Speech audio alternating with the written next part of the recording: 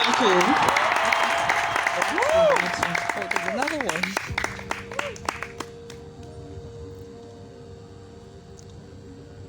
Have you said that?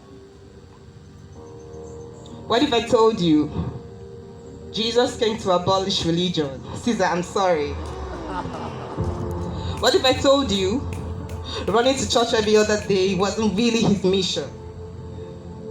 What if I told you paying your office and tithes regularly doesn't necessarily make you Christian? And that to call some other people blind doesn't automatically give you vision? I mean, if religion is so great, why has it started so many wars? Why does it build huge churches but fails to feed the poor? Tell single moms God doesn't love them if they've ever had a divorce. But in the Old Testament, God actually called religious men whores. Religion might preach grace, but another thing they practice. They tend to ridicule God's people. They did it to John the Baptist. They can't fix their problems, and so they just mask it, not realize that religion is like spraying perfume on a casket. You see, the problem with religion is it never gets to the core. It's just behavior modification, like a long list of chores. It's like saying, let's dress up the outside, make it look nice and neat. But it's funny, that's the same thing they do to the coffin where the corpse rots underneath. Sorry, I'm not judging. I'm just saying. Quit putting up the fake look. Because the problem if your friends can tell you're a Christian only by your Facebook.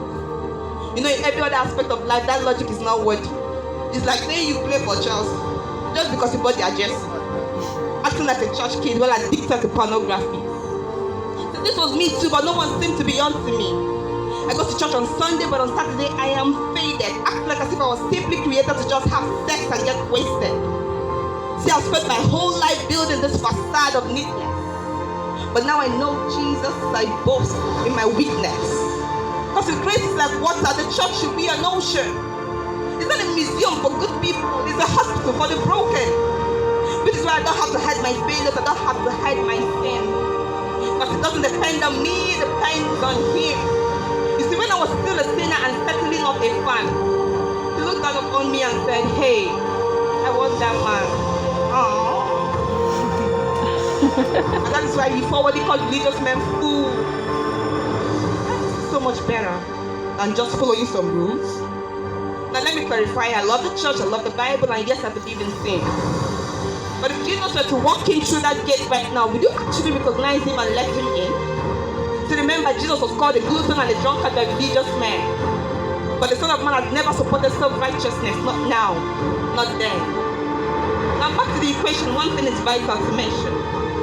How that Jesus and religion are on two opposite spectrums. You see, one is the work of God and the other is the one is the cure and the other is the infection. See, because religion says do, Jesus says done. Religion says slave, Jesus says son. Religion puts you in bondage, Jesus sets you free. Religion makes you blind, Jesus makes you see. And that is why Christianity and religion are on two different lines. Religion is man searching for a God. Christianity is God reaching out to man. Which is how I know that salvation is freely mine and forgiveness is my own.